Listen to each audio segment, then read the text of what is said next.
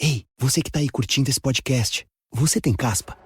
Ah, então nem precisa mais ficar com vergonha. Chegou a nova linha Dercos Anti-Caspa DS da Vichy. Ela elimina 100% da caspa visível, sem ressecar os cabelos. E para todos os tipos de cabelo, seco, normal ou oleoso. Dá até para usar blusa preta. Não é à toa que a Dercos Anti-Caspa é a marca mais recomendada por dermatologistas no Brasil e no mundo. Saiba mais. Don't you love it when you find a new podcast you really like? Well, let me recommend one. It's called Something You Should Know. I'm Mike Carruthers, the host, and in every episode, you'll hear fascinating information that will make your life better from top experts. Recently, we've done episodes on why you have the personality you do, the science of luck, and the psychology of a restaurant menu. You're going to like Something You Should Know. We have literally thousands of 5-star reviews. Look for Something You Should Know wherever you get your podcasts. Hey, everybody. Hey, you waited for us. You waited and we're here. We just had to make a quick stop to create 4 episodes for this one episode of television. Yep. Just a quick 4. Just a nice, tiny little 4. But we're here with the first, which is us, me and Jenny Owen Youngs, talking about the episode of television called Seeing Red. And before we get there, we have just a couple of things to talk to you about. One is that we know that several of you are waiting for us to announce the live show that we said we were going to announce on the 4th, but then we delayed this episode, and now we're here, and we're waiting. We're waiting, because if you live here in the world with us, you know that things are weird. Things are not great right now in the gathering of large crowds. You know, that seeming a little tricky and a little complicated and probably not super safe at present. So our hope is to gather together with you this fall, but we need a little more time to see what's happening, to see what people are saying, to see what is safe, to keep you safe, to keep us safe, etc. So please, Philadelphia and adjacent cities, hang tight. Know that all we want is to gather with you, but we will not do that if it is unsafe. So just hang tight. Just hang the fuck tight with us, okay? Okay. Wow. Now, on to more pressing matters. Here today with your results of the Entropy Sexual Attention Awards poll. Kristen, this isn't just any old STA poll, is it? It's not. It's sort of like the fates aligned because they knew that something miraculous needed to happen in the Sexual Attention Award poll for Entropy. I posted the episode and all social content for that episode in the parking lot of a Dunkin' Donuts. So it was, I just a couple of things went a little wonky. And one of those things was that I posted the Sexual Attention Award poll for Entropy for 1 day, not for 7. And the people revolted. They were didn't like that. So mad. And so I posted They need time to deliberate. Right. So I posted a second poll and I specifically said, Scouts fucking honor, don't vote again. Normally we get about 800 or so votes in the poll. We had a total in these 2 polls combined of 1,300 votes. So I'm... Yeah, the science and math is a little off here. But what I will say is that this morning, Jenny, I sat here with my fucking abacus, just like clickety-clacking away. And I added up all the things and I divided them and I got percentages and all this stuff. And this is the true results from those 1,300 votes. This is accurate. I added them all together. I did the math. And so this is the result of these 2 polls. There may be double voting, but I think that it was kismet. I think it was fate. Right in 4th place. The 2 noms that landed in this the lowest of slots with 14% of the vote. It's Alternate Universe Spike and ANYA. Banging away in a reality parallel to ours, but not overlapping. Yeah, okay. Nobody wanted it. I don't know why. They were like, no thanks. No, thank you. No, thank you. In the 3rd slot, we have the noms of Andrew and Spike looking cool with 18% of the vote. Reading these back, I'm like, yeah, these are fairly lackluster compared to what's on the top half of these poll results. Kristine, it is a tie for first place between Willow and Tara and Spike and Anya before they did it. Back in the good old days when it was all tension and no sex.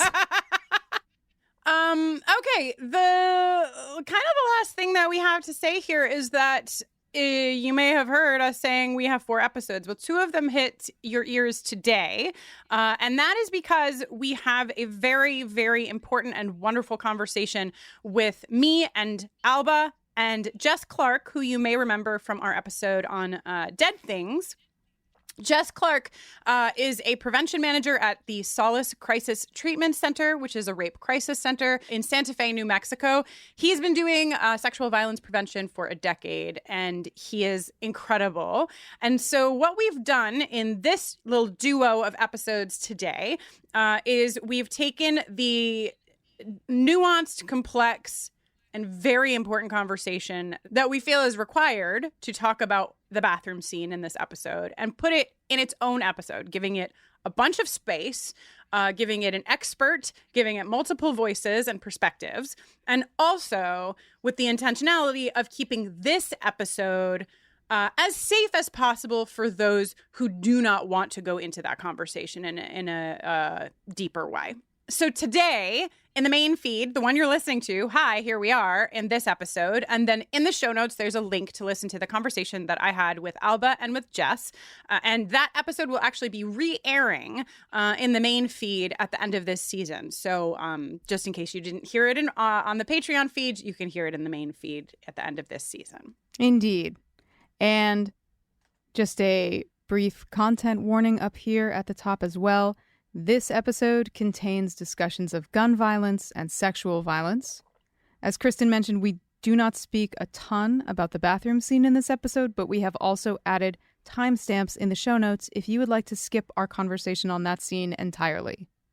All right, well, let's get into this episode because once we get into it, Jenny, it means we're going to get out of it, and we did it. The sooner we start, the sooner it's over. Yeah. Listen, and if you're like, do I even want to keep listening to this episode? I will say before we jump into it that I think the structure that we chose allowed somehow for this to be perhaps one of my favorite episodes of ours that exists. It's a good time. Somehow it's a good time. So you Kristine know, sings at me a lot. I sing Jenny's own music to her. So, you know, it's a good time. Anyway, let's go.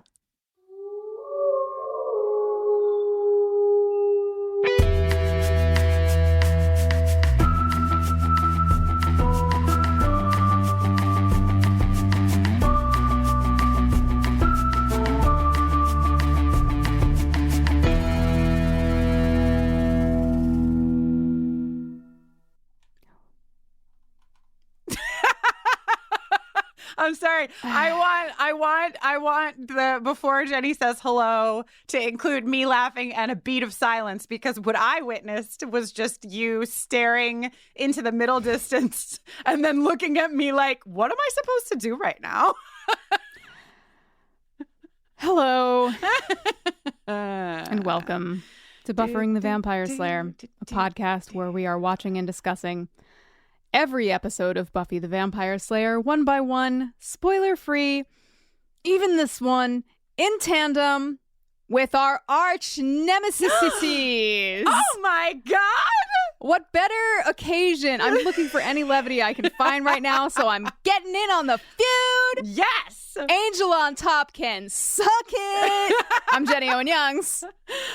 And I'm Kristin Russo, and don't we wish that many years ago we had written the intro to say a podcast where we'll be watching and discussing every episode but one of Buffy the Vampire Slayer, but we didn't.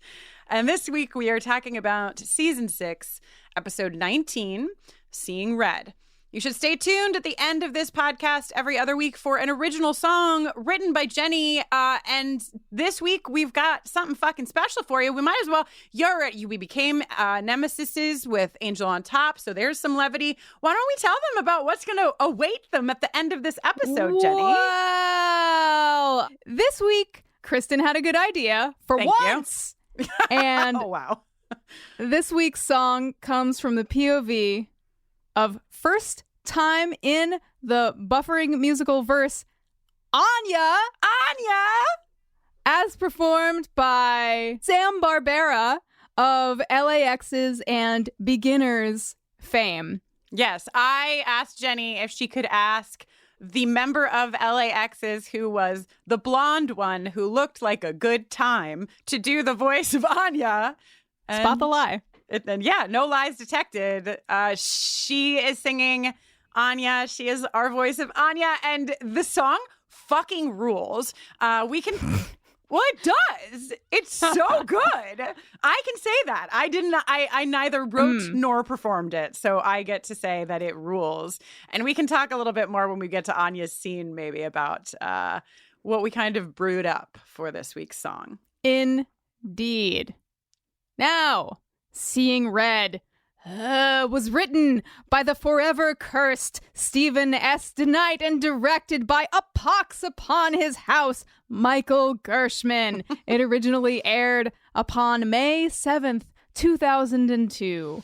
Yes, and this is actually the last episode of Buffy the Vampire Slayer ever written by Stephen S. DeKnight. Did you know that? Yeah, I can see why. Yeah, me I can too. See why. Get the hell out of here, man. Sir, see yourself out. It's actually, we'll get into it. Let me just tell you what episode this is in case you were wondering. This is the one, according to IMDb, where Warren acquires a pair of demonic orbs that imbue him with strength and invulnerability, and he faces off with Buffy, but loses. He comes back with a gun and shoots both Buffy and Tara. Yeah, this is the one where, like, a whole bunch of really bad shit happens. Though, what I was going to say a moment ago is that in our episode on entropy, Ira said, you know, I know it's like a hot take, but I actually like Seeing Red minus a couple of things. And when I watched the episode, I was like, you know, Ira, as usual, is not wrong. There's a lot of really good shit in this episode. And in case you skipped the intro and you didn't see how we're treating this episode, this is actually one of 4 episodes, but today you will be getting 2. And the second episode is live right now in the Patreon feed. And in that episode, we go in depth on the bathroom scene that happens between Buffy and Spike, because we wanted to make this space one where we will certainly still be discussing some of what occurs between the two of them, but keep it as safe as possible for people who don't want to go in depth into that scene. So if you want more, and if you are someone who is able to and interested in hearing a deeper conversation on Spike and Buffy, both here and forward in the series, it will be a spoiler-full conversation, and it will go more in depth on that scene. So anyhow, we should probably start at the beginning. Previously on Buffy the Vampire Slayer, relationship drama. Ooh. Just trying to have some fun in this episode. Yes, we've got an I don't love you. We've got a can you be kissing me now. We've got Spike and Anya on the magic box table. We got Xander. Nice. Listen, a fair warning to any of you who thought perhaps I was turning a corner with Xander. I have done a full about face. And I am more upset with Xander now than ever before. Yes. It came to mind because in the previously on, we get him saying to Anya in Entropy, so you go out and bang the first body you can find. Literally, fuck you.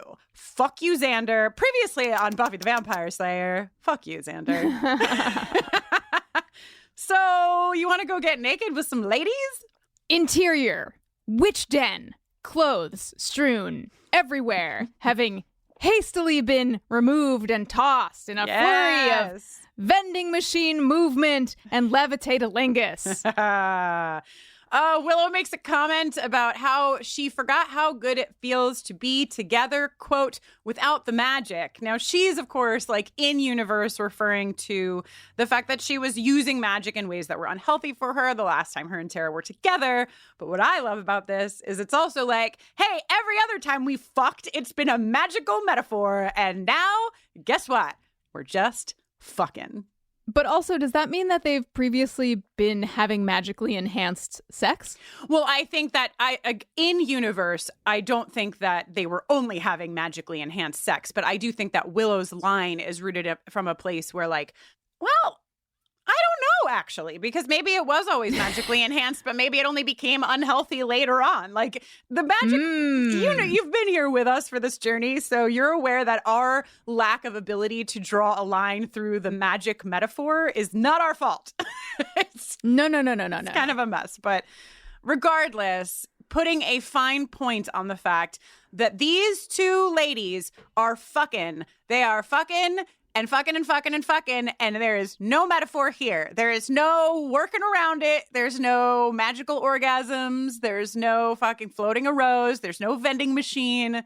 This is just two bodies smashing up against each other. So, hell yeah. Good Lord. Listen, this is the only time I'll get it, so I'm going hard, Jenny. I know. And congrats. Congrats to Willow and Tara and Kristen. So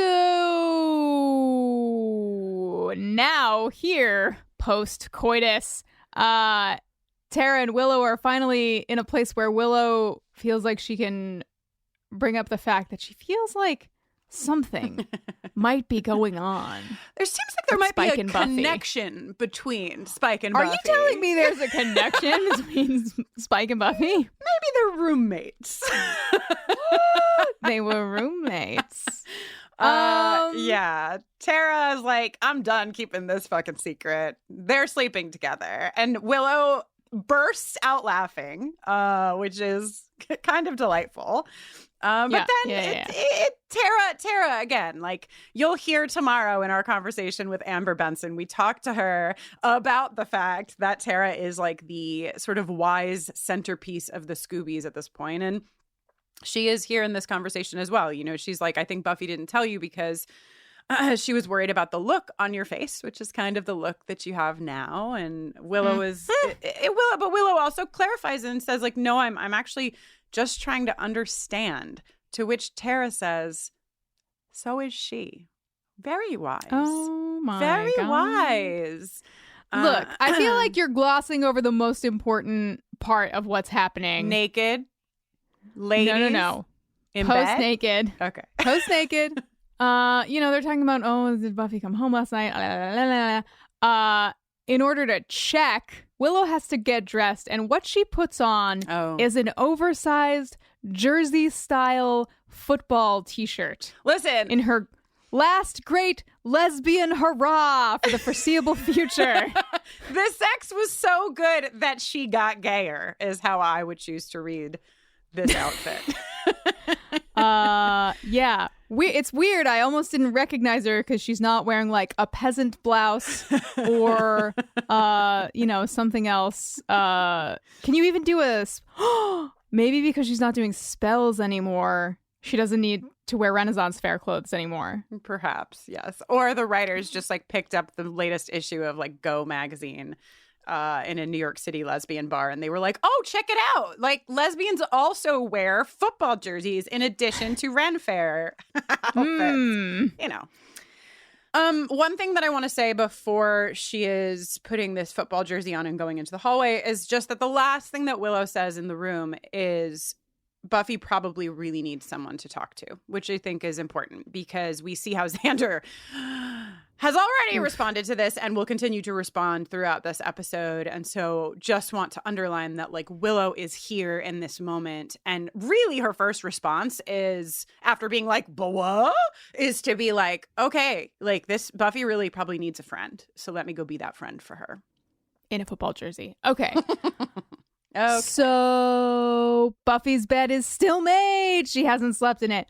And what pitter patter should enter the hall but the tiny little hooves of dawn A little limited to clad Dawn. Her little her little sweats, her little tank top. She comes out. Dawn, obviously Buffy and Spike have been sleeping together. Yeah. Willow desperately trying to keep pace. No, I know. I totally knew that before 3 minutes ago. Absolutely, 100% for sure. Yeah, and they have like a brief exchange here where Dawn is sort of saying like, everything feels like a mess, and Willow is responding to that by just being like, listen, when people have feelings for each other that are like this deep, things can get really complicated. And that's like a theme throughout the episode with Dawn. Like, she's just like, with Spike, like, are you gonna leave again? She's just had this happen. She's had this happen with Riley. She's had this happen with Tara. Like, not to forget that Dawn is, 15 years old, and her parental units are also in their early 20s. So there's like a pretty fast revolving door and like heightened emotional responses surrounding Dawn that she's just trying to keep up with. Okay, so listen.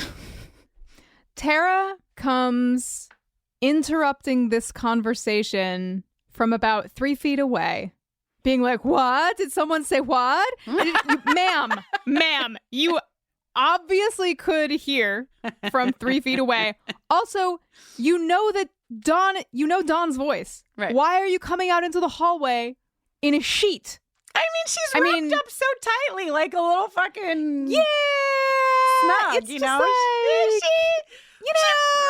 she probably did it on purpose. She probably knew that Dawn would respond how Dawn responds, even though she pretends to be like, oh, dear me, I guess it's time to put some clothes on. The response that Dawn Summers has to this moment is one of my favorite things in the whole television series. So let us just hear Dawn respond to the moment she realizes that these queer ladies have been fucking again. Oh, hey. You and... that's my cue to go put some clothes on. No. I'm totally not here. You guys, you do whatever you want. I'll go watch TV downstairs really loud in the basement where I can't hear anything. Oh my God. I love you guys. Dawn says, please go have loud gay sex wherever you want for however long you need. I'll be blasting Pokemon, the cartoon series on the TV. I'll be blasting Clarissa. What were young people watch? What were 15? Oh, yeah, she's like 15. What is she watching? Power Rangers? I was watching the Power Rangers at 15. But like, ironically, like, I mean, I loved it, but I was like, yeah, I love I think I've already said this on the podcast, but I was actually watching the Power Rangers at age 15 because I had a crush on a girl named Carrie, and she loved the Power Rangers. And even at that young age of 15, I knew the way in is start watching what they're watching, which actually will come up again in this episode because there's an Azure Ray song in here. And let me tell you, that one, Kristin Russo started listening to Azure Ray when she found out that one, Jenny Owen Youngs liked Azure Ray, wanted to have something to talk about. So Azure Ray rips. A tactic at age 15, a tactic at age 29. Eternal tactic. Yeah, timeless. So, okay. You want to go to the lair? Oh my God, she trots into this nerd lair. She's poking around. She's sniffing things out. She comes upon a Vampirella figurine that repulses her. I think this is, very on brand for the idiots. Also just fun because, it's Vampirella. It's not some non-vampiric right. comic book lady with ample endowments, scantily Vampirella, although scantily clad in a way that I also find to be upsetting, just like Buffy, seems like she's got some fucking muscles. You know what I mean? Seems like she had a good time. She is proportionate in a way that Barbie is not. I will say that. She's got some strong leg muscles. She can kick your ass at the very least. Anyway, yeah, Buffy's in this lair. She like basically is there to scoop up some papers. There's really no other purpose for this scene apart from that. Y'all. And then the bonkers Banana Town saw, like rotating. Whoa. Okay. She comes upon a whiteboard in her search and it says, "Too late." She wisely says to herself, well, that can't be good, which is great. Then buzzsaws descend. Buzzsaws come through the whiteboard. Nice touch, boys. It is, yeah. It's a whole thing. But she, first, she ducks under the buzzsaws very easily, right? But then she's surrounded by buzzsaws that are all the same height as the one she just ducked under. But this time she has to do a wild, midair kickflip thing to get out. She could have just stopped, dropped, and rolled her way to safety. She probably could have army crawled out of there. Yeah. But it looked great.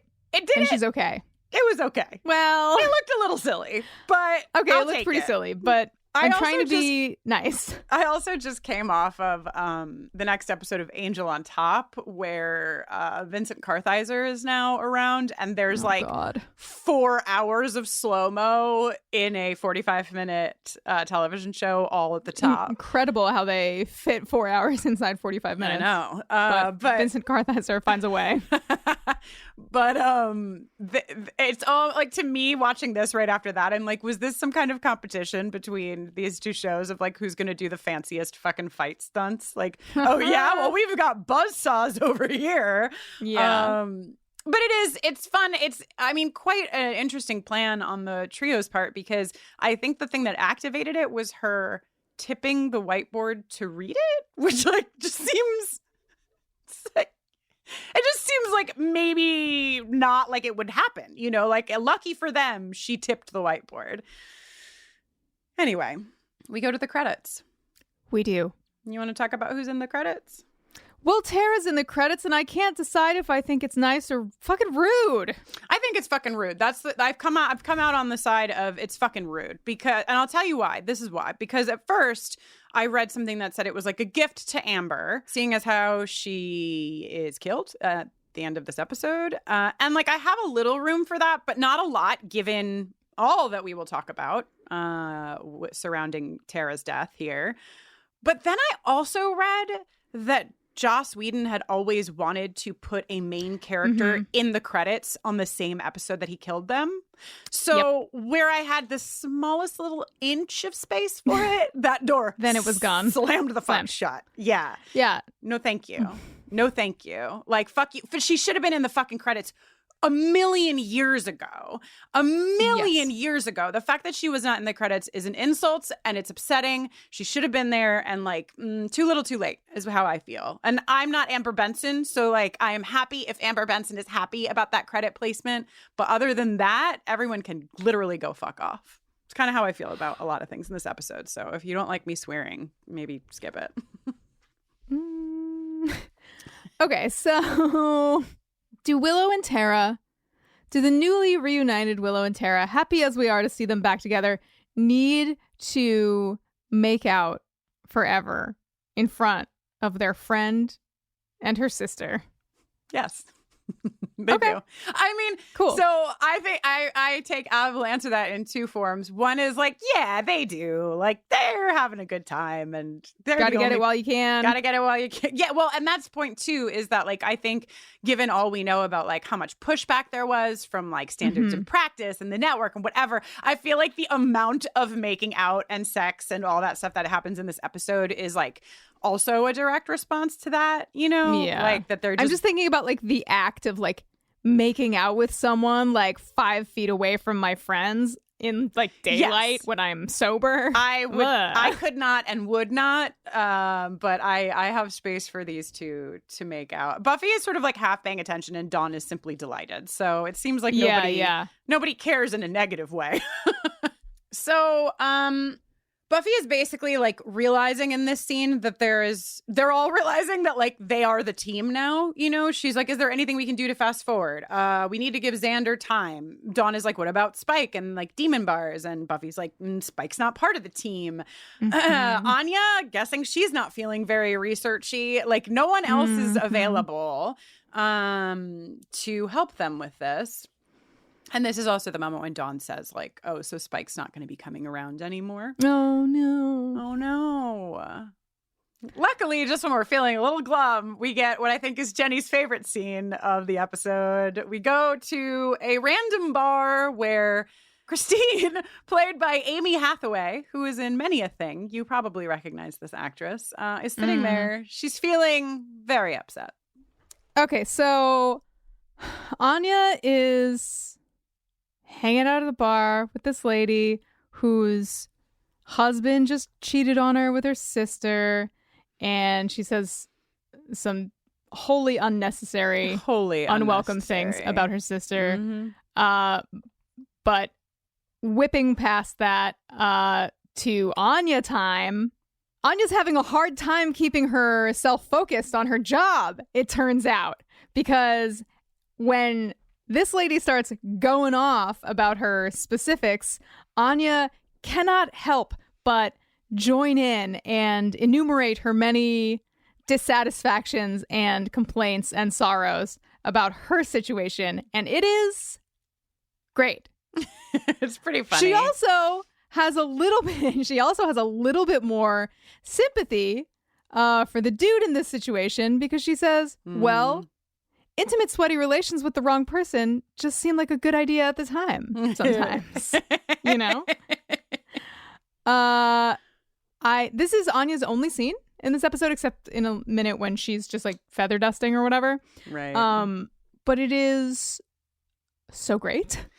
Yeah, Emma Caulfield. I mean, not enough can be said about Emma Caulfield. She's phenomenal. She's incredible being completely devastated. She's incredible being furious and vengeance-y. She's like, give her any task and she can lift it so well. And yeah, I mean, Kristine, like you said, pulling some fat phobia, calling her sister ugly, but some bullshit from Kristine, but Kristine then gets like increasingly confused about what the fuck is happening in this conversation, because Anya refers to her like she's like blah blah blah, and then he's like da da da da da Anya, and Kristine at the bar is like, who's Anya?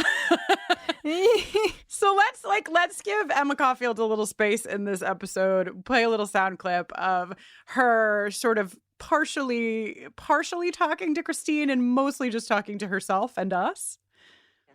And then you get all excited with the tingly anticipation, but wait, not so fast. There's the apocalypse, and the back from the grave, and the blah, blah, blah, blah, blah. And by the time you're finally standing there in that beautifully expensive white dress you've dreamed about ever since you became human, he gets all eepy-jeepy and decides, I'd rather just go steady.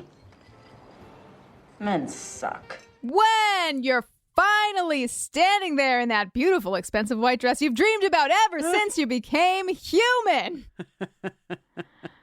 Oh, Anya. I don't want to leave this scene, but we must go to the cave of the Nesla demon. It's just simply the way it must be. So this is a short scene with the trio. We meet the Nesla demon mostly just so they can kill this Nesla demon, and we can hear Warren say, wow, that first jolt should have taken down an elephant. These are stronger than we thought. We just need that information for later so that we know how strong Warren's balls have made him. I do like the look of these demons, if I may. I'm kind of into it. They kind of look like humanoid catfish or something. Yeah, they've got a lot going on, and I when I picture them, I actually only really picture Jonathan inside of one. So right, like that I love, especially because we get like the full height Nesla demon in the like first look of it, and then it's like Jonathan is like in its skin, but Jonathan is so much littler that it becomes like this short, stout Nesla demon. So yes. I think it works for like the purpose of this whole situation. Decent demon design here on Nesla. Oh my God, Jenny, I'm so excited to go to Spike's. Do you know why? Okay. Is it because Spike is pouring vodka into his blood? Yes!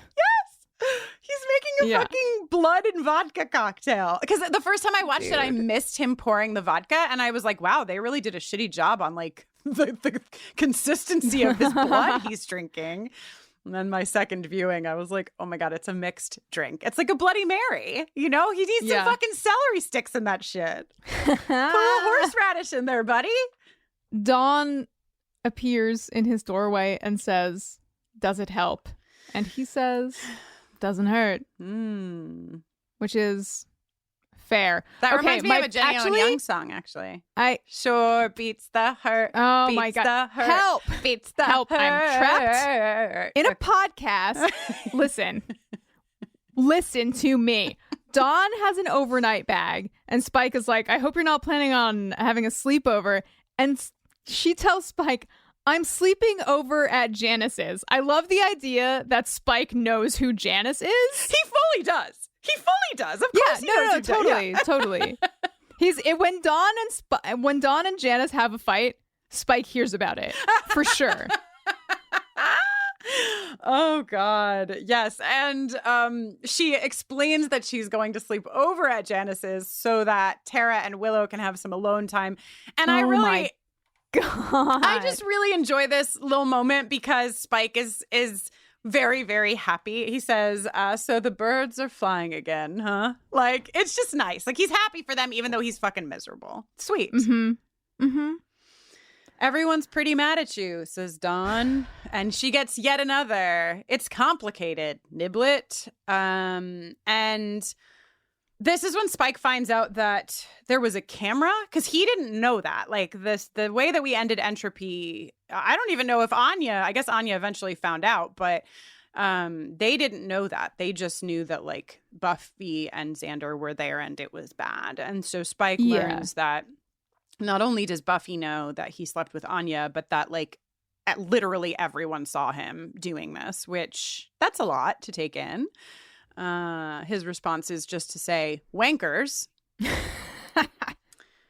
And then we get this exchange between Spike and Dawn that is important.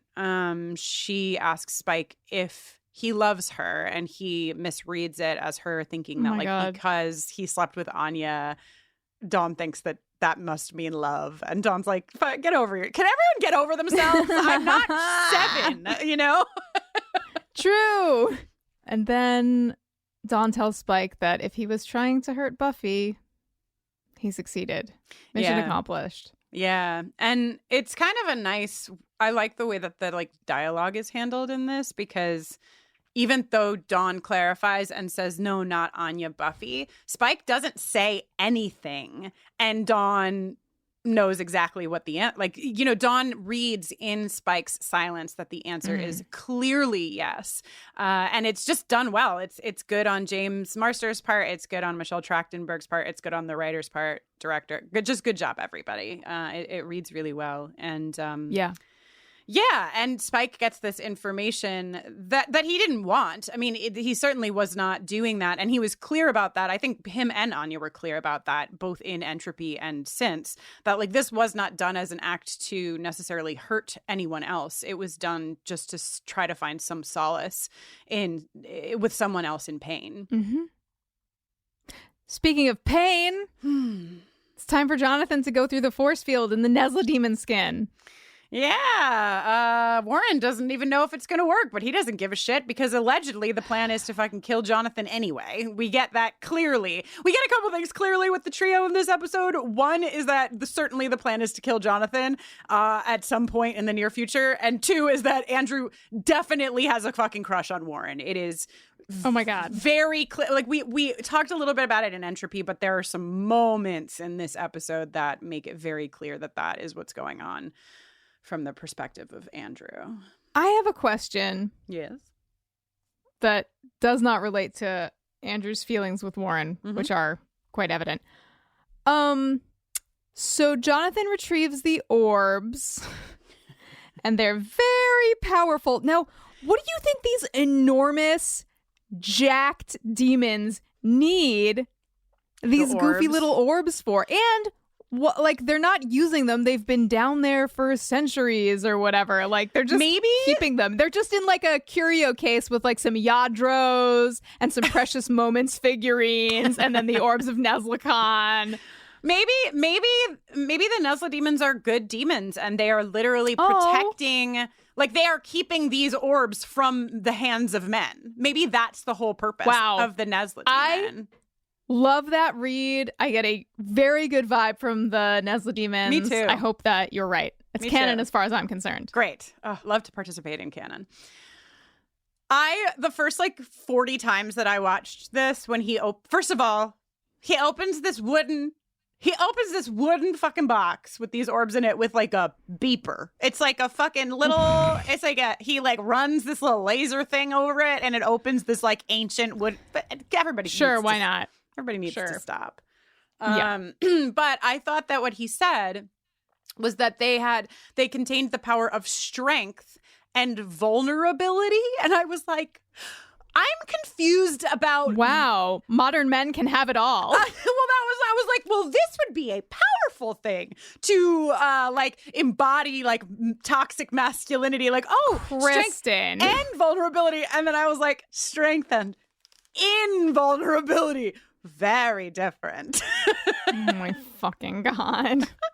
The deluxe package. We don't even really need to. I mean, this is a ham-fisted fucking metaphor. Warren has some invulnerable, strong balls in his hand that make him violent and horrible. So, I mean, we can play the jingle, I suppose. The patriarchy!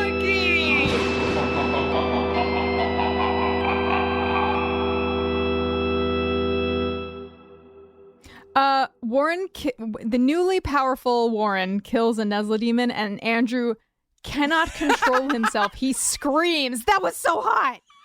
Andrew. I'm having a hard time giving as much space to Andrew, I will say, as I had in previous watches of this television series. So I will establish that. But there are certain moments when I cannot help myself, and this is one of them. Look at him go. So funny.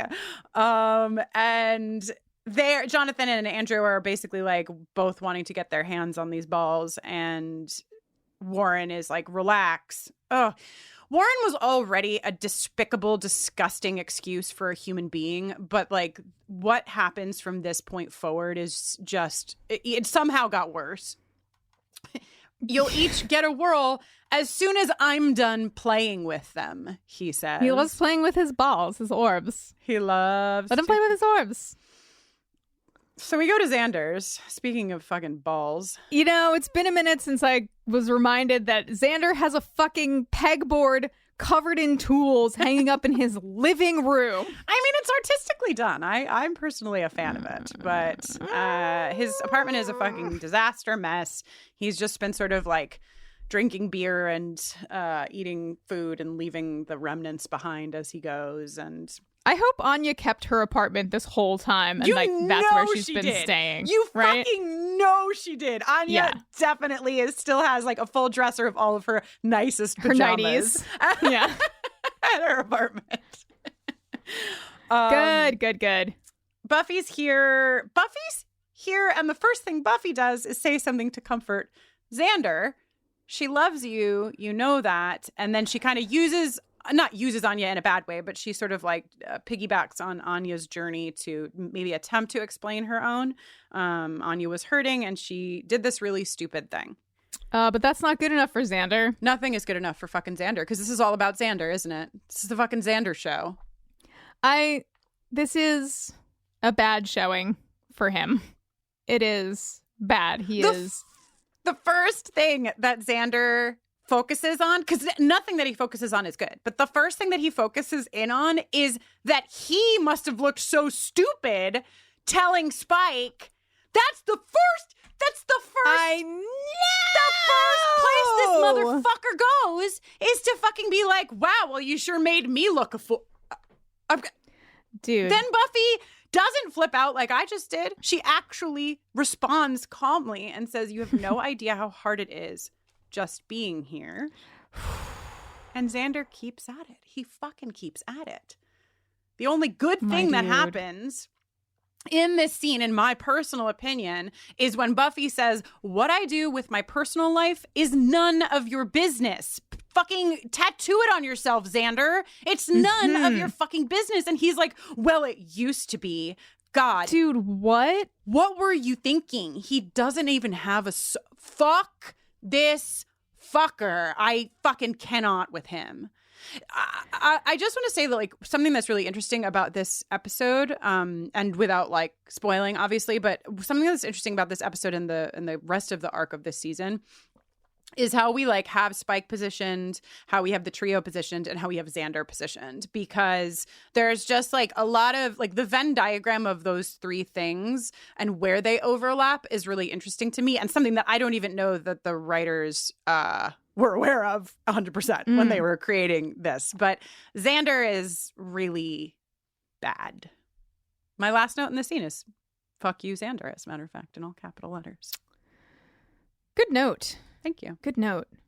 I just like, what does he even mean by it used to be? Like, at what point, right? Were Buffy's like dating decisions like up for a vote with the Scoobies? Like, I just no. It's interesting though. I mean, that's an interesting question to ask, because I've had friendships in my life that like started in high school, and then fell apart as I grew up. And it was really because the other person in that dynamic expected the same kind of like intimacy and codependency as we had in our relationship together in high school, you know? So, and so like, I do think that there's truth to this, and probably a lot of our listeners can also relate to when one person in a friendship is like, okay, but I'm a little bit older now, things are different now, and like we relate to each other different now. We're still very close and we still love each other, but like the things we shared and the way we shared them then is different, and the other party cannot mature that way, cannot grow that way with you. And so, I mean, in my experience, my friendship with this person ended because we grew separately. I mean, if I'm being real, like I think I grew and he did not. Hopefully he doesn't listen to this podcast. Okay, bye. Hopefully not. The last thing that I have to say about the scene is something that's just popped into my mind. Xander's very high and mighty about like whether Spike has a soul and what kind of, entity Spike is and everything. So Anya was once human. Mm-hmm. Then she became a vengeance demon for 1,000 years. Mm-hmm. Now, when she was made a human again, did she get her original soul back? Did she get have a soul? A new soul? Or does she not have a soul? I'm just wondering. Did she? Do vengeance demons not have souls? What's the deal with vengeance demons and souls? Well, I guess I'm basing this off of just like the vampire lore of the show, but I was assuming that demons don't have souls, but maybe I'm wrong. Maybe it's just vampires. Maybe certain demons have souls and others don't. I don't know. It's a great question, but like Clem seems like he probably has a soul. I mean, right. Well, and I mean, that's us buying into whatever the fuck a soul is supposed to mean in this universe, which is just like sort of this weird, I don't know Depends if I on like the episode. It. Yeah. But yeah, I mean, I think Xander establishes his goodness by putting himself next to what he considers to be bad and saying, I'm not that, that's not even necessarily coming right out of the question you just asked or the thing that but it just made me think like he's just always saying like this person is bad because of X. He doesn't have a soul. I do. He doesn't have a this. I do. I would never kill half of Europe or whatever the fuck he says about Spike. You know? Oh my God, dude. Yeah, it's just like you're going to need to find some of your own value without just saying what you're not. Because it's true. Oh, it's true. And he storms out of his own apartment. Sick burn, dude. And even though when they're in his apartment, it appears to be daylight and the sun appears to be like streaming into the apartment, when he walks outside, it is night. It's the power of Azure Ray. Yes. Azure Ray turns day to night. Xander plods down State Street and stares through the blinds into the magic box at Anya, who is using Giles' feather duster. Love when I get to see Giles' feather duster. Love it even more when Anya is using it. It's a highlight. It is. It's good. And this is a pretty long scene for what it is, because it truly is just music, no dialogue. Xander walking down the street, a shot of like Xander's reflection in the magic box window, and we see Anya like out of focus. It's like a whole thing of like, just so you know, I'm sorry. Like, I mean, I'm not sorry. I'm just a woman, so I've been conditioned to say I'm sorry before I say mean things about men. But like, the space given for this man to feel sad about the thing that he did of his own volition is a lot for me to handle. Okay? I get it. He's sad, okay? But like, I don't know. It's a lot. It's a lot. I just have feeling like a lot. This season 6 is putting a lot on me to hold in the pursuit of understanding men. Okay. But could I salve the wound you are nursing with a little naked research in bed? Indeed you can. So tomorrow we're putting up our interview with Amber Benson, and also a conversation that I had with both Jen Malkowski and a listener of ours, Emma. And I think it was either Emma or Jen, both of them who trafficked the Tara and Willow Buffy board back in the day called the Kitten Board, who said like this was basically the fan fiction that we had been writing, and it like was then on the screen. You know, like we wanted their research to be naked for a long time, and finally here they are in Tara's room. Tara has a silk sheets. So do you think she had them the whole time? Do you think she knew she was going to get back together with Willow, so she splurged? Like she a silk sheet kind of have you ever slept on silk sheets? Like silk like this, like shiny silk? Me either. No. I don't know that I would find it enjoyable, to be honest with you. It doesn't seem right to me, but to each their own. This podcast is an anti-silk sheet podcast. Yeah, anti-drinking milk, anti-silk sheets, anything that ends in ilk. Get it away. God forbid you drink milk while sitting upon your silk sheets. No, Kristen. A cursed image. This scene ends. Don't worry, I'll fix it. This scene ends. They basically have found blueprints, schematics. I love when anyone says the word schematics. It's a good one. And, you know, Willow's like, well, I don't want to get out of bed. And Tara's like, what about the trio's evil scheme? And Willow says, I'm kind of working on my own. Oh, my God. No, ladies. Doing it. Okay, now prepare to suspend your disbelief as a very hot girl kicks it to Xander so hard, even though he's basically doing the equivalent of like holding his palm against her forehead while she like tries to run towards him. You know what I mean? The bartender spills a bit of vodka or whatever he's drinking on his hand, and she's like, oops. And she's like, oops, you got all wet. You're all wet. And then Xander's like, well, I'm fucking part fish. He's like literally miserable from the jump. She's like, she tries again. She's like, which part? Like as though there's a like, what is she hoping for? What's the best answer? What's the best case scenario, ma'am? Like truly. Like, I applaud her, like, ability to turn that into something that sounds sexy. Yeah. But heaven forbid we examine what the question is truly asking in a sexy way. And Xander says, the part with the hook in it. And she is still undeterred. Careful. Someone might reel you in. Honestly, this lady at the bar deserves her own sexual tension award. I will tell you the fuck what. She has worked so hard for this shit. Oh, God. Oh, my God. Support for today's episode comes from OneSkin. Did you know that your body starts accumulating senescent cells as early as your 20s? Also called zombie cells. These cells stop producing collagen and hyaluronic acid like they used to, and start secreting an inflammatory substance that makes neighboring cells dysfunctional too. There is an answer for these zombie cells though, and it comes from our friends at OneSkin. OneSkin was founded by an all-woman team of scientists, and is the first and only skin longevity company to target cellular senescence, a key hallmark of aging, with their proprietary OS1 peptide. It's scientifically proven to decrease lines and wrinkles, boost hydration, and help with the thinning skin that often comes with age. And for a limited time, you can try OneSkin and get 15% off using our code BUFFERING when you check out at oneskin.co.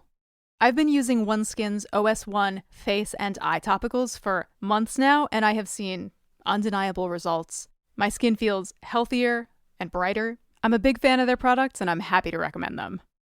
OneSkin is the world's first skin longevity company. By focusing on the cellular aspects of aging, OneSkin keeps your skin looking and acting younger for longer. Get started today with 15% off using code BUFFERING at oneskin.co. That's 15% off oneskin.co with code BUFFERING. After you purchase, they'll ask where you heard about them. Please support our show and tell them we sent you. Ah, the web tour. Those that both creators and were created by the threads disentangle from the fringes to feast on the very thing that spawned them. What's that, Timmy? This is how you deal with weird! No! Do not harm my children! Oh, you lost a feather. Can I keep it? No, you can't force me to! Do you know what lies within nothing? Rocket is in trouble, Akasa. Can we turn on the windshield remotely? No, she could lose her job as an Akasar. I don't fear Vehar. No, but you fear me. If you intend to trick me, I will not hesitate to sever the oath bond entirely. Why didn't you help me? Coward! I don't have a parachute! I don't like free falling! Counterbalance, a high fantasy audio drama. Season 2, coming 15th of October 2023. Learn more on trilunas.com. Xander does a long, babbling monologue about, the futility of seeking love in the modern era. And she's like, finally is like, okay. And then in walks the stupid fucking trio. Also, did you even realize that we were at the Bronze in this scene? Yes. I didn't realize it was the Bronze until I saw the new rebranded logo outside the next time we come here. Good job. The Bronze really going for like some Jamiroquai vibes, I think, is what I picked up from their new logo. Nice. Quick scene with Buffy. Buffy has so many jackets in this episode. She began, which we didn't say, with a red leather jacket. Say that 3 times fast. And then a yellow leather jacket. And then you're all warmed up and ready to go on stage. But she has, it's not yellow, but I think it is leather. It's really nice. It's got like some sheepskin lining, like some like, it's really a nice jacket that she's wearing in the cemetery. And then later she's in a really nice like pink felt pea coat. She's just jacket game strong on Buffy. Well, Southern California, it's cold. There's so many jackets. Everyone in Southern California. Gotta have a lot of jackets. So this scene, she's just fighting a vamp and she's like, probably not going to kick so hard when you're blowing in the wind. And then Patrick Swayze starts playing in the background. No, she's like the wind to my tree. Okay. No, it's very good. It's very good. I'm imagining all of you listeners at home loving me and appreciating me for all that I am, both good and bad. The vampire is dusted, and the dust of his foot still kicks Buffy. Kicks her hard enough to throw her into a tombstone and break it in half. And now is a good time to turn the episode off. This is a great time to stop watching the episode. Yeah, or just like skip a bunch. So we already talked about the fact that like we're going to go in depth to the scene that follows this one and everything that happens in it. It is really upsetting. It is really triggering. We're going to talk about the conversation that Spike and Buffy have in the bathroom. And certainly it's not possible for us to go through this episode or the rest of the season without talking about this as part of the arc. But we are going to do it very lightly here. And that is so that people who are listening to this episode who do not want to go in depth do not have to. In the show notes, there are timestamps of even the light conversation that we are about to have so that you can jump ahead to when we are done and we've moved along to the Jamiroquai bronze logo, and we go back to the trio. Okay. The scene starts so relatable. Buffy's back hurts and she's running a bath. I've been there a million times. Yeah, she's all banged up, and Spike comes in and is like, "We have to talk." Sir, first of all, like, don't walk into the bathroom. You know what I mean? Like, there's so much else wrong about this exchange in many ways. But, like, from the jump here, like, if you are in a headspace where you plan to do something healthy, you are going to say, I would really like to talk to you when you are able to talk to me. There are things that are really important for me to share. But he doesn't, right? He walks into the bathroom. Yeah. We've got to talk, and we've got to talk right now. Right. And what he really wants to share with her is his own feelings, you know, and, like, he's trying to say to her that, like, he just needs these feelings to stop. He can't make them stop. He's overwhelmed by the way that he, like, cares for her and loves her, and it feels wrong to him in a million ways because she doesn't return the feeling, or she says she doesn't return the feeling, but also he's supposed to be an evil vampire. We get more of this later with Clem, but, like, he's in conflict, and he's come to Buffy. We are to believe that he's come here to talk to Buffy again because he still does not believe that she doesn't love him. Buffy very clearly states the difference for her. She's really clear, and she says, I do have, like, she's acknowledging basically what he's putting on the table, which is, like, I know that there is something here, and that something is love. And she's like, okay, I'm not just going to say, like, no, there's nothing here, because that wouldn't be true. You are right in that I have feelings for you. Obviously, I have feelings for you, but it is not love. And the reason it is not love is because I cannot trust you. I could never trust you. This is, these two have had, and we will talk about it in the longer episode, but these two have had a incredibly toxic relationship from the jump. It has not been a good or healthy thing, really, at any point, apart from perhaps we can give it some credit for letting Buffy take a minute away from the trauma that she has been feeling. Okay, we'll give it that. But she has not had the space to really clearly articulate this piece in a way to Spike that is as good as she does here. This is, I have feelings for you. I do not trust you, so I cannot love you. Spike gives us a really clear idea of what he believes to be connection between two people. He says trust is for old marrieds. Those are his words. And that real love is wild, passionate, dangerous. It burns, it consumes. So we can imagine him with Drusilla. This is really, like, the only way that Spike has ever experienced any kind of intense connection with another human being is in all of these ways. And Buffy clearly says, and that only lasts so fucking long. Right? Like, it's that kind of love. It can only last so long before there's nothing left. It will burn itself up. It's unfortunate.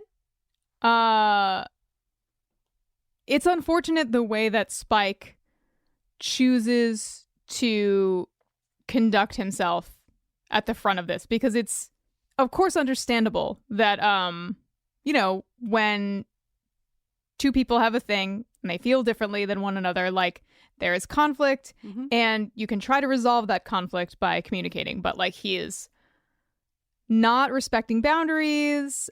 He's coming into what should be a private space. He's demanding that, he be heard here and now and not at a time of mutual agreement. All of this stuff that, I think that she feels some sympathy for him when he says that, he went to get a spell from Anya. First she's, like, appalled, thinking that he was getting a spell to put on Buffy, and then he's like, no, I'm just trying to feel better. Yeah, to not feel like this. She does. She definitely feels sympathy for him, and there's no, like, big point in this, but I do think it's worth saying that Spike enters this space, which is a private space, and he just barges in. These two have been doing that to each other from the start of their relationship. That's true. A precedent has been set in both directions. Right. And that's why we have a whole episode to talk about what happens next, and including all of the things that came before and all of the things that will come after, because it is a complicated and nuanced thing. And it should be a complicated and nuanced thing. This is intimate partner violence. There is a pre-existing relationship here, and it is really complicated. So we're going to move out of this here in this episode, because that is the way that we are trying to allow for more listeners to be able to be in this space with us and to give this the responsible treatment that it deserves. But I will say that we have almost a minute of this scene that is left. It is so long. There's a commercial break. There's a commercial break in the middle. And you'll hear in the conversation that I have with Alba and with Jess Clark, we talk a lot about something called the monster myth, because there's a lot about like the length of the scene. There's a lot about what happens in the scene. So it isn't, I just want to be clear that, like, you know, at the top of the episode and for many, many episodes, we've been like, fuck this episode, fuck it, let's just pretend it doesn't happen, yada, yada. There actually is a lot of really important stuff to talk about here. So if you are able and you want to, please join us in that other conversation. So before we go over to the bronze, we're going to move forward. We're going to go to the bronze, but important to note that this scene does end with Buffy saying to Spike, "Ask me again why I could never love you. I stopped you, something that I should have done a long time ago." And Spike leaves. To the bronze. To the bronze. Okay, huge, fantastic news. Look at Andrew's drink. Look at it. This is a Jenny Owen Young's drink. He is up in his pina colada business. My boy, Andrew. He's getting more comfortable with himself. He's screaming at Warren that he's hot. He's drinking out of his fucking pina colada glass. Yes. Unfortunately, he is not good. In this episode, I actually had a moment later in this episode where I was like, oh, wow, I really had a lot of room for Andrew that maybe I should not have had. We'll get there. I love his drink, too. Stay with the drink, Kristen. Yes. So Warren fucking saunters over to yet another girl. And I think that this is intentional, right? Like, he doesn't care about the girl. He went over to this girl because he knew that this was the guy that bullied him. This is like, Warren's arc in this is just a very, like, heavy marker drawing of toxic masculinity. Like, there's no nuance here at all. He's got magical balls that give him strength and invulnerability. He's angry at the guy who emasculated him in gym class, so he's gonna go fuck that guy's girlfriend. Just not about the girl, but just to prove to the guy that he's more masculine. This isn't high school anymore, he says to this dude. Something that I want to know is that after, because he then has a fight. I don't know. Is there anything you want to talk about with the meathead or the fight?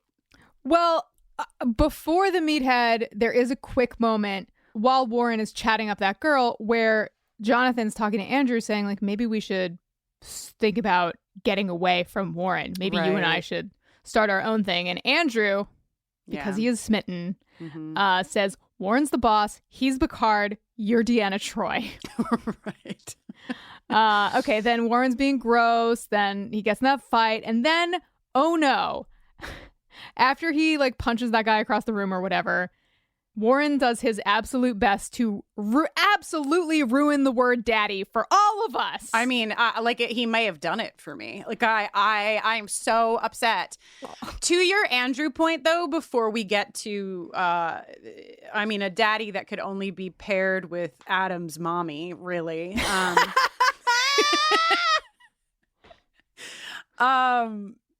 Warren does something, and it happens really quickly, But because I was like paying attention to Andrew and my feelings about Andrew and like what's happening with Andrew, I noticed that as he walks over to fucking smash the cash register and say daddy a bunch of times, he pauses for a second and like very gently touches Andrew's elbow.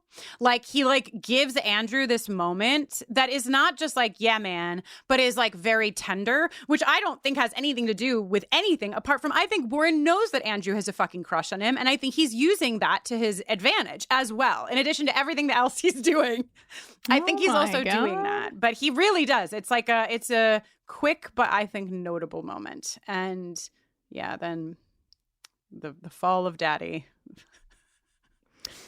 Ooh, this thing with the cash register and talking to the girls and calling himself daddy and saying he's going to give them some money. Bleh, bleh, bleh, bleh, bleh. Yeah. Gross. Okay. My next question. Xander re-enters the main common area of the Bronze to the soundtrack of a toilet flushing. He's coming out of the bathroom as a toilet flushes. Clearly, he hasn't washed his hands. Do you think this is rude of the show to do to Xander? If you weren't already mad at him. Yeah, if I wasn't already mad at him, maybe, but otherwise, nah. Okay. I'm fine with it. Warren uses Anya to twist. Oh my God, he knows just where to go. He really does. And I mean, this fight is just fucking. I mean, I know obviously like we'll side with Xander on this one, but like it's just like Xander saying, "At least I know how to get a girl." Like everybody, everybody, just shut the door. Just get rid of all of them. Okay, so Warren punches Xander across the room, and then I just want to mention a touch that I think is really nice. He walks past the pool table and just like with basically no effort, just kind of like throws the pool table, which is on wheels maybe, or just is sliding on the ground, just like whoosh off to the side, which is a nice little color detail of like, oh, he's really fucking strong right now. In case you didn't remember. While we're on that, I would also like to give the fighting stunt people and coordinators some credit, because there's some incredible fight moves in the scene, namely the one where after Warren punches Meathead number 1, he turns around. Ooh. Right? And I will never love anything more than when someone makes a person punch themselves in the face with their own Stop hand. hitting yourself. Stop hitting yourself. But it's done really well. Punching somebody with their own fist is pretty tight. Once Warren reaches Xander in his new resting place, he's towering over him and he's like talking about, like removing his face or whatever. And Jonathan, how popular will you be without a face? Great burn, dude. Great timing, Jonathan. Hey, if you want to still do that thing, that time-sensitive thing, we gotta go. Mm-hmm. So I feel like he could have ripped Xander's face off really fast, but instead they just leave. Thank God. Thank God. So, okay, now I'm upset. Now I'm really upset because Xander pops into the Summers house, sees Spike's jacket on the stairs, carries it upstairs, and walks into the bathroom without knocking. Yeah, no one is respecting the bathroom space, the but private like space. It's like different. Not that Spike should have done what he did, but I feel like a precedent exists when you have an intimate partner. Like it's less egregious to walk into a bathroom. Yes, and also when Xander busts in, what he thinks he's going to open the door on is Spike and Buffy having sex. I just want to know what Xander's plan would have been if they were having sex. If they were having consensual sex, then what? He's going to shame Buffy some more? He's going to try to kick Spike's ass? Well, they say when you're training a dog, it's good to catch them in the act and say no. God. Oh my Maybe he's just going to go in there with a spray bottle and like spritz Spike in the face and hit him with a rolled up newspaper. Xander using a spray bottle is quite funny. I thought what you were going to be most upset about before we got to Xander and all of what is about to happen was going to be that Spike left his duster. He was in a state. I know, but it's just like that. I mean, that's a choice. They really like Spike could have left many things behind. He could have left like a pack of cigarettes behind. So I think it is a choice that like that is what he left behind. you know, we can talk about that more as the season progresses. Did he hurt you? Son of a bitch. Willow enters, and we divert. Buffy essentially does what we did a couple of moments ago. She's like, how about we just go downstairs and don't talk about it? And everyone's like, okay, great. So we learn that there's a big, like, fucking Ocean's 3 plan here with, Yeah, they decrypted the blueprints. There's so many schematics. There's also one pile of documents they couldn't translate, but don't worry, Xander can. They're Klingon love poems. Again, putting a pin in the fact that there is a Venn diagram here where Xander has a lot of overlap with a lot of the things that are going on here, plus his own shit. Okay, so yeah, it's Klingon. And they're gonna get to this because as Tara says, bless her, this is really big. Love Tara. So we go to Spike's, and we don't even go cleanly to Spike's. We get a flashback, which is not okay. It's not okay with the flashbacks. But Spike is thinking about what has just happened, and he pours himself a vodka, or whatever he's drinking. He drinks it. He crushes the glass in his hands. Clem thankfully arrives to like cut the tension a tiny bit with some hot wings. Spike says, kind of to himself, kind of to the universe, kind of to the abyss, what have I done? What did I do? What has she done to me? Clem is like, oh, the Slayer? She break up with you again? She's a sweet girl, but issues.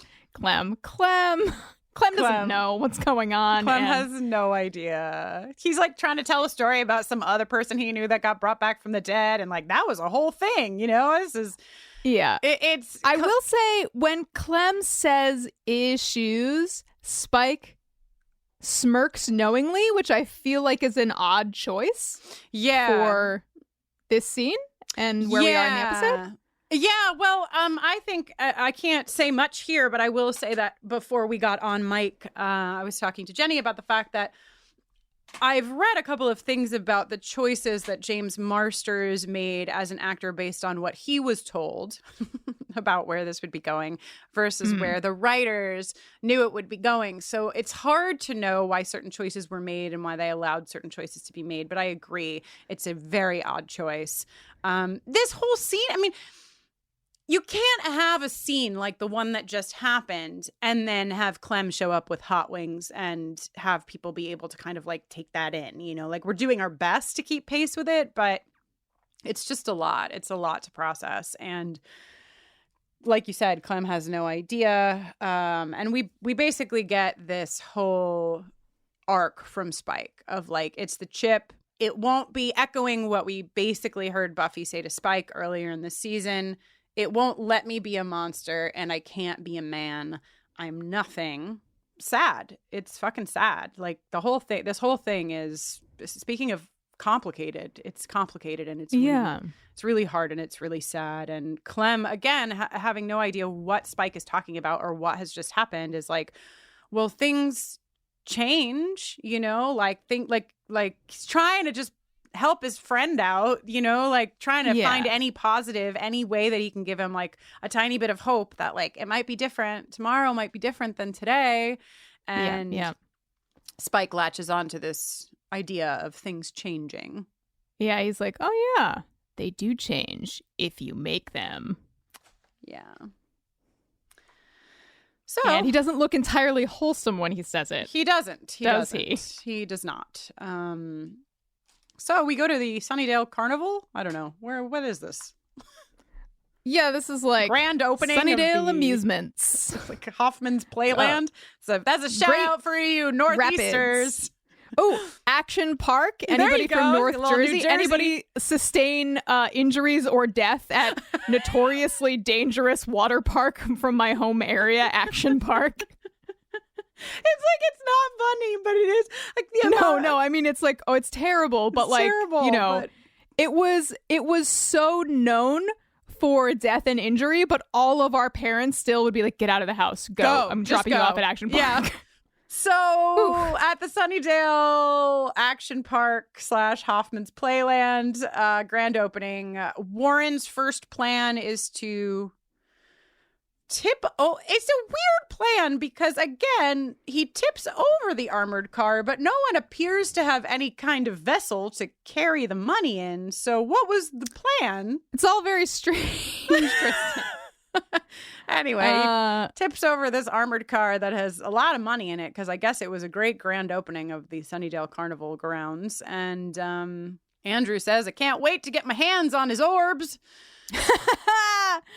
Oh, man. Buffy, we love to see Buffy standing atop the armored car, making a joke about bank fees in this moment. It's a good shot too. It's like almost like a hero shot, right, from underneath. Oh yeah, it's nice.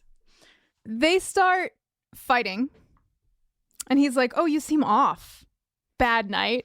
And she's like, getting better as she continues to land blows on him. This is exactly the sort of morale boost Buffy Summers could use right now. Yes, this is great. This is the morale boost many of us need right now. It is very nice. She says to Warren, "You've really got a problem with strong women, don't you?" Yeah, yes. And she then grabs the entire door of the armored truck and slams Warren with it. Love to see it. And then she manages to get him positioned under a stone arch in time for it to crumble on top of him. But, oh God, he's still going and says, "What's the matter, baby? You never fight a real man before?" I mean, it's like, it's almost the stuff that the words that they put in Warren's mouth are so on the fucking nose that sometimes I'm like, you guys. I know. It's what I said, it's not even just a Sharpie marker. It's one of those really thick Sharpie markers that this is drawn with. You know, it's like, yeah, I mean, it's not incorrect. It's just a lot. And Andrew, this is the moment where I was like, wow, I really did make some space for Andrew in ways that I would like to challenge. Because Andrew from the sidelines screams, "Kill her!" Andrew. Right. Like Jonathan has been, and we've noted it, like Jonathan has been very upset for a long time. And that doesn't get Jonathan like a free pass on any of this. But he has been very upset and he is about to jump on Buffy to tell her how to not die. Meanwhile, Andrew is literally shouting for the death of the Slayer from the sidelines. So that's something. Warren, it's not the muscles, it's the brains. Okay, buddy. Okay, pal. And just as Jonathan is like really starting to gain some serious traction in this fight, Jonathan out of nowhere jumps on Buffy's back so he can whisper, smash his orbs. His power's in the orbs. Smash that patriarchy, as they say. So, lucky for Buffy, Warren has a flourish right before he punches her. He says, "Say goodnight, bitch," and he sort of like whips his jacket to the side, revealing his tiny little leather sack of orbs that she smashes. And then she says, "Good night, bitch." Hell yeah! Hell yeah! Yeah, so, and then she starts telling him that it's time to take responsibility for what he's done, but oh no. Oh God. Oh no. He's got one more trick up his stupid little sleeve.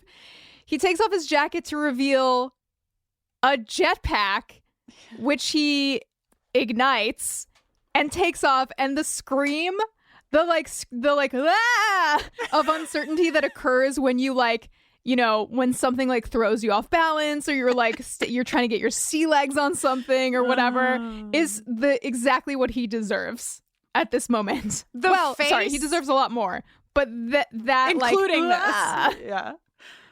Buffy's face. If you ever need to know what I feel, what most of us feel inside when we get upset with Warren or any of these fucking fuckers, just look at her face when this guy has a jetpack. On his little jetpack. She literally goes, "Jesus fucking Christ, you have got to be kidding me. Come on." Yeah. Then Andrew takes off his jacket and he also has a jetpack. And Jonathan is like, why didn't I get one of those? So I would actually modify what you said earlier, Kristen. I don't think they were planning to kill Jonathan. I think they were just planning to leave him here to get arrested. Oh, right. Okay. And Andrew, with visions of like Lex Luthor or whatever dancing in his ridiculous little brain, is like, oh, you won the battle, but the war has only just begun. And he hits his little jetpack starter and slams into a low-hanging ceiling, knocking himself unconscious. It's really funny. These boys. Really funny. Like, you know, you got to give some credit where credit is due. And like, that is funny shit. It is very funny. So they get arrested. Andrew and Jonathan go to jail? They go to jail. Andrew is devastated. He left me. He was just using me. Very good line delivery and line writing on. He never really loved. Pause. Hanging out with us. Dude. It is good, actually. It is good. Spike, we get like one clip of Spike who's on his motorcycle on the road that leads directly out of Sunnydale, and the one road that gets you out of Sunnydale, and off he goes. He says, get nice and comfy, Slayer. I'll be back. And when I do, things are gonna change. Chucks cigarette into dirt. Rooms away. Interesting. Away. We'll have more to say about that, or will we? Time will tell. So, cool. Well, it's a good thing that this episode is ending, because we must be almost done. There must be simply fucking nothing left. And you know, it's still not too late to just turn the episode off, actually. Yeah, we told you before to turn it off, so... Willow and Tara are up in their room. They're kissing. They're talking about taking their clothes off again. It's all very nice and sweet and loving. And Tara says, Xander. And Willow's like, it's not really what I had expected to hear from you. But Tara sees that Xander's in the backyard, and they are hopeful that Xander is there to make up with Buffy, that they will be reconciling in the backyard. So we go to the backyard.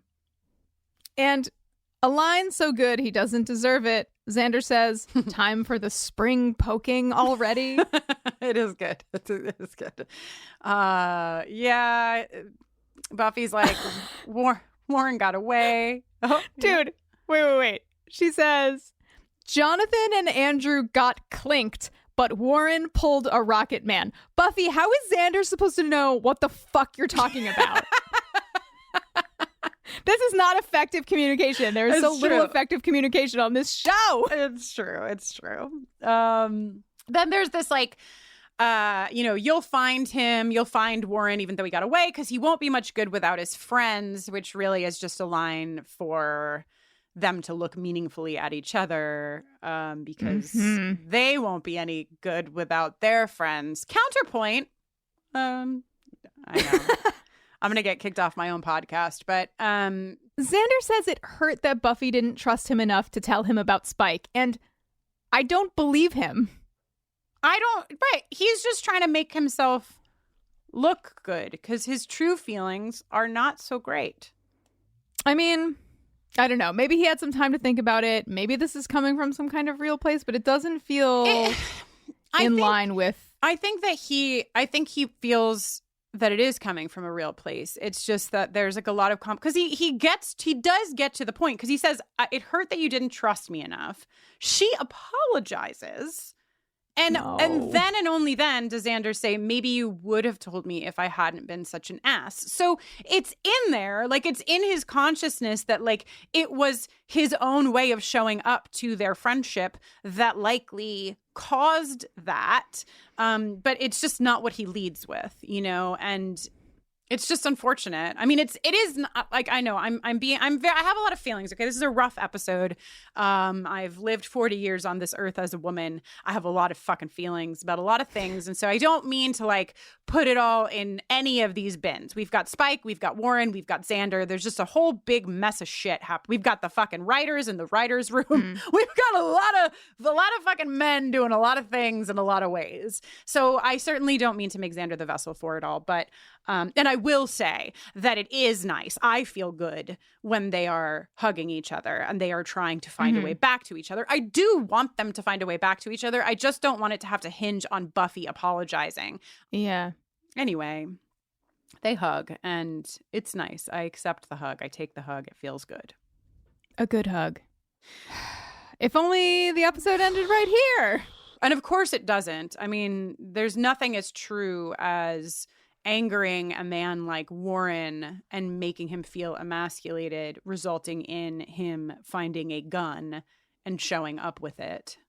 That is very accurate and very scary, and is what happens here. We always hate to see a gun in Sunnydale. It never feels right or fair because this is a magical, mystical world, and guns seem like a cheat and like not okay. Yeah. This motherfucker comes into this yard and says, "Oh, you think you can do that to me? To me?" So much in that line, even. Yeah. Because the answer is no, right? Like that's like the answer is no. She couldn't do that to him, right? Like she did it, and like there are consequences because of the dynamic of this fucking world, and like that line just fucks me up. And then he starts shooting his gun while I think running away at the same time. Yeah. And two terrible things happen. One, a bullet finds its way to Buffy, like in her like heart zone, which is the last place you want to get shot, I think. Bad. Yeah, it's bad. And then another bullet, when you're running away like a little piss baby firing a gun, sometimes your arm flails around and you accidentally shoot into the goddamn second story of the house that you're behind and you hit Tara, which is completely unacceptable. Yeah. It's pretty not okay. So, Tara's shot and Tara is very clearly dead. And we see that. The scene is really graphic. The image of this happening is really graphic. Willow is wearing a white shirt, and though I don't even want to acknowledge it, I will. Tara is wearing the sweater that Willow couldn't find in the body. Oh no! How dare they? How dare they? And so we're seeing like intercut scenes. This is how the episode ends. Both Buffy and Tara are shot. But it is made very clear that Tara is not alive, and Willow is holding her and crying. And down in the yard, Buffy is bleeding, and it's definitely treacherous. But, folks, we are 3 episodes before the end of the season, and Buffy has died twice. So, and I talk a bit about this with Jen Malkowski. Like, it really is very clear that Buffy is not going to die, but yet it is positioned so that we have concern for Buffy, even though we have also just lost Tara. This loss, this death of Tara, is a very, very big deal. Not just for those of us who love Tara. And there will be an entire episode that I've been working on to talk about this, because the persistence of lesbian and bisexual women, particularly, but queer people overwhelmingly being killed off in television is a thing. It is a massive thing. And I've been working, so I'm writing a book right now on coming out. It's nothing to do with this apart from also being queer, but I'm working with an artist and they are 25. So there's like a generational divide between us. So that's 15 years, right? And so I was talking to them about this episode that I was putting together and Tara and the death of Tara and what have you. And they were like, wow, like also it was like 2002. So probably this conversation was just like starting, you know, because of course you'd think that if you were 25, because it was only in 2016 that we lost like Lexa or what, like these conversations seem like they were new to a 25-year-old. And like, it couldn't possibly be that queer fandom was very clear about the damage that would be done if a queer character was killed on this show. However, they were there already. They were talking. They were very clearly talking before this happened about the fact that this character should not die. And they did it anyway. And we can't really talk too much about the whole of it because we need to be cautious of spoilers, but we will be talking more about it.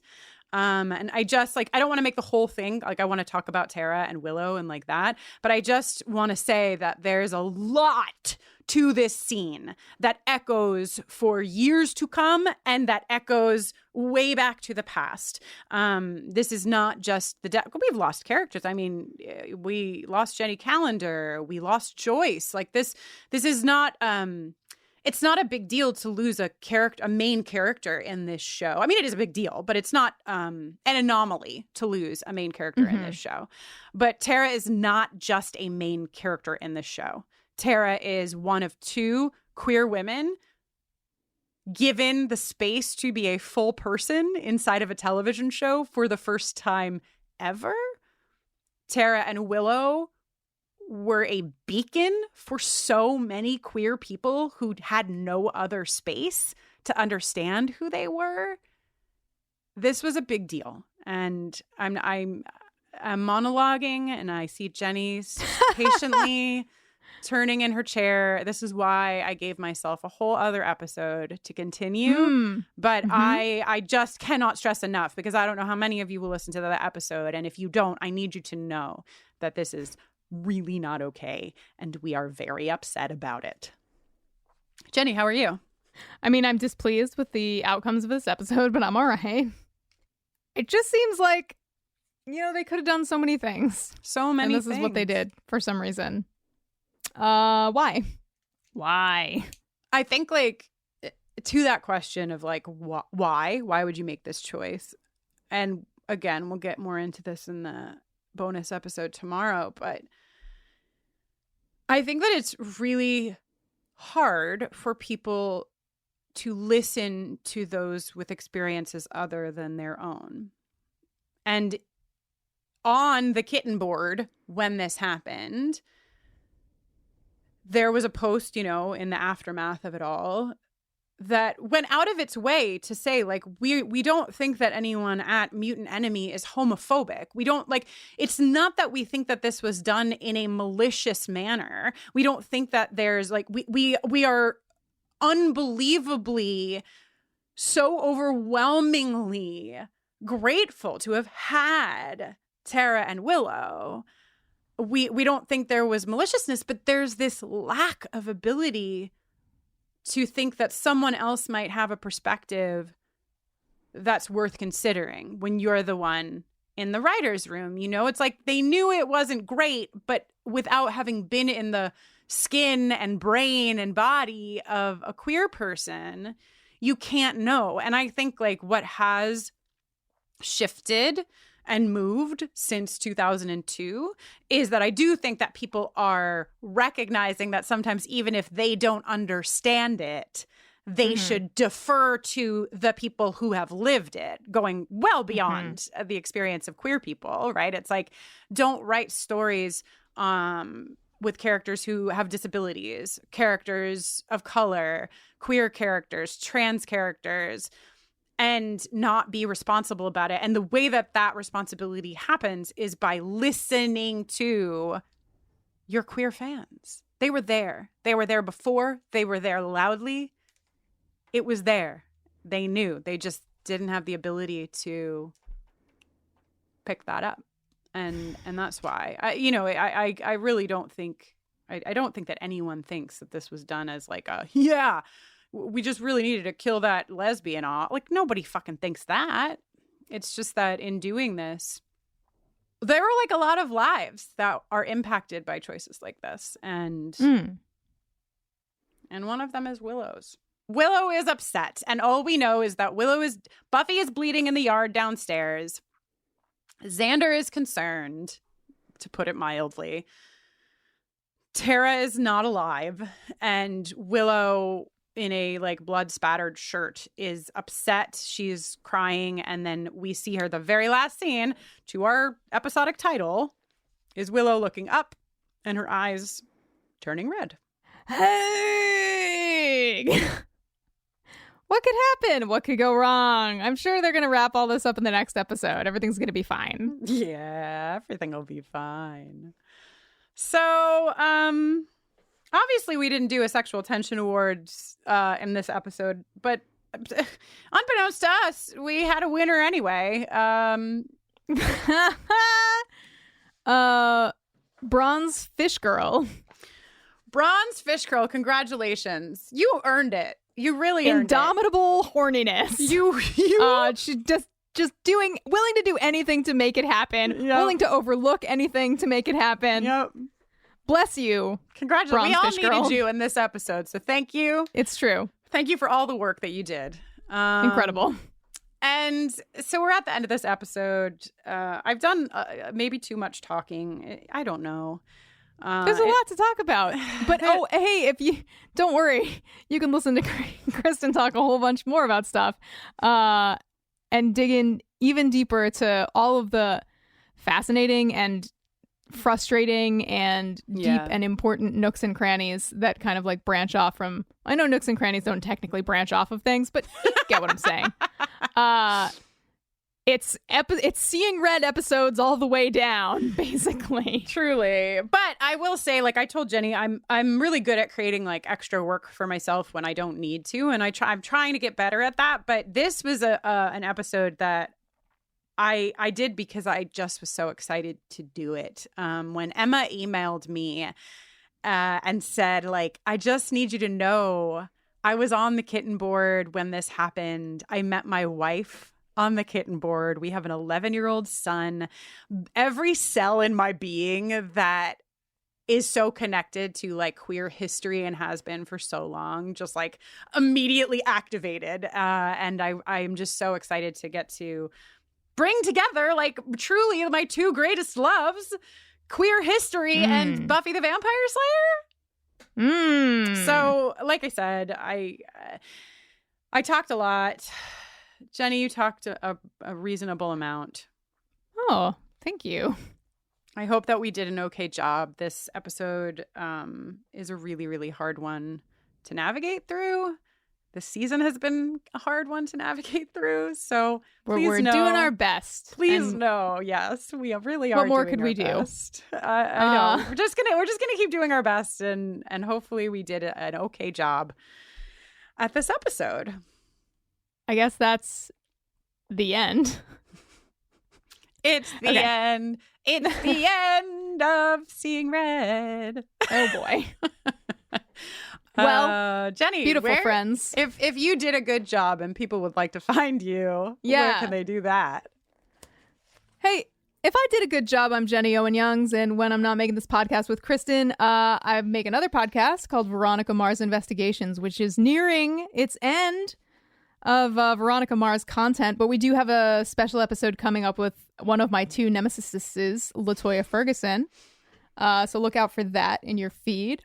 You can also hear my singing voice in the context of music released under my name, Jenny Owen Youngs, and also music released from my new band, LAX's. We have 3 singles out and a record out later this month. So that's pretty cool. Yeah, and if you want a little taste of one other quarter of LAX's, you're about to get it just in a moment. It's true, in just one moment. In just one moment. Can I say a little something about the song before I tell them where to find me and where to find us?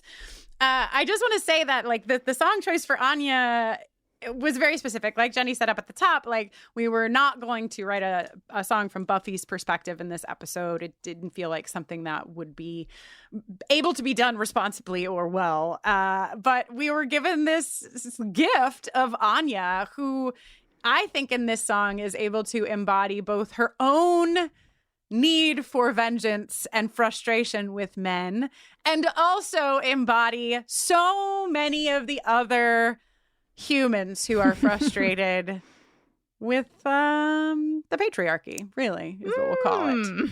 So anyway, my name is Kristin Russo, and you can learn more about me if you want to at KristinNoline.com. That is my first name, Kristin, and my middle name, Noline, which is spelled Noeline. You can use my first and middle name also to find me on Twitter and on Instagram at Kristin Noline. Apart from this podcast, as you probably have gathered by the fact that I couldn't shut up about the death of Tara McClay, I do a lot of work with queer communities, and I speak at both universities, high schools, and also workplaces. I've been doing a lot of workplace talks as of late. I would love to speak at your workplace or your school about things like, being a good parent to your LGBTQ kid, or all manner of other queer things. So find me, hire me. And in the meantime, I'll be talking about Buffy and also writing a quick and easy guide to coming out, which will probably be out in like however long it takes books to come out. Give or take 2 years.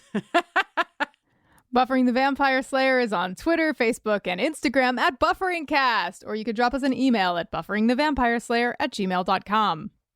Hey, if you like what you heard or you didn't, but you're just impressed with the effort, you can support us on Patreon, because that is really what allowed us to create not 1, not 2, not 3, but 4 episodes for this episode.